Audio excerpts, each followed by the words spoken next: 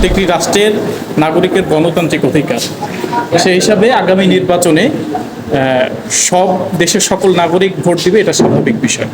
কিন্তু যেটা আমরা বিভিন্ন মাধ্যম থেকে শুনতে পাচ্ছি যে আওয়ামী লীগের কোনো লোক নেতাকর্মী, সেটা সাধারণ কর্মী হলেও তাদেরকে সেন্টারে উঠতে দিবে না। এ ব্যাপারে জামাত ইসলাম কি বলবে? বিষয়টা খুবই প্রাসঙ্গিক একটা প্রশ্ন। সেটা হলো যে আসলে ভোট তো প্রত্যেক নাগরিকের অধিকার। এখন আওয়ামী লীগের লোকজনদেরকে ভোট দিতে যেতে দেওয়া হবে না, ভোট কেন্দ্রে তাদেরকে দিতে দেওয়া হবে না, এই বিষয়টা অন্য কোনো মহল থেকে হয়তো বা আসছে, কিন্তু আসলে বাস্তবতা হলো এক্ষেত্রে জামাত ইসলামের অবস্থান হলো যে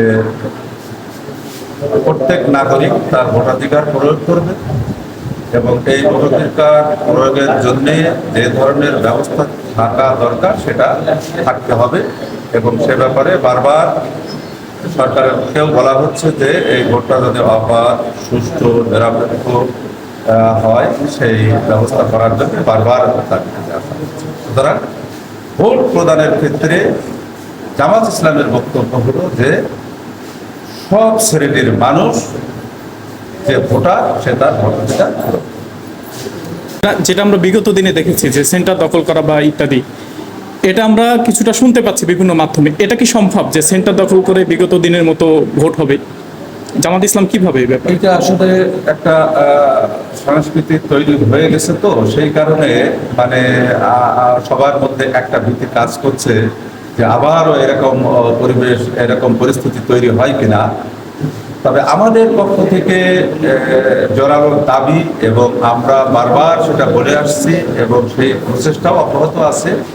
সেটা হলো যে অবাধে যাতে জনগণ ভোট দিতে পারে, নির্বিঘ্নে ভোট দিতে পারে, সেন্টার দখল, এরপরে হচ্ছে এই যত ধরনের কার্যক্রমের আগে হয়েছে সেই ধরনের ব্যবস্থা যাতে না হয়, সেজন্যে যা কিছু করা দরকার সেই পরিবেশটা তৈরি করে ভোট প্রদানের ক্ষেত্রে জামাত দাবি করে আসছে। এবং জামাতের অবস্থানটা হলো এরকমই যে নির্বিঘ্নে যাতে মানুষ ভোট দিতে পারে, এই যে সেন্টার দখল, এরপরে হচ্ছে বোমাবাজি বা কাউকে বাধাগ্রস্ত করে ভোট কেন্দ্রে যেতে না দেওয়া, এরকম পরিবেশ যাতে তৈরি না হয়, টোটালি পরিবেশটা মানে ভোটের উপযোগী করে ভোটের তারিখ নির্ধারণের ব্যাপারে কিন্তু জামাতের পক্ষ থেকে বারবার দাবি করে আসে। কোনোভাবে যদি এ ধরনের পরিবেশ সৃষ্টি হয়, জামাত ইসলামের কি ধরনের পরিকল্পনা থাকবে?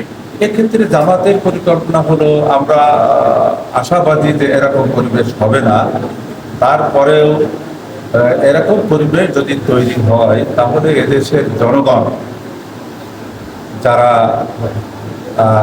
ভোটাধিকার প্রয়োগ করবে, যারা ভোট প্রদান করবে, জনগণই আমার মনে হয় যে এরকম পরিস্থিতি যদি দেশে আবারও কোনো মহল থেকে তৈরি করার চেষ্টা করে তাহলে এদেশের জনগণ কিন্তু সেটা রুখে দিবে।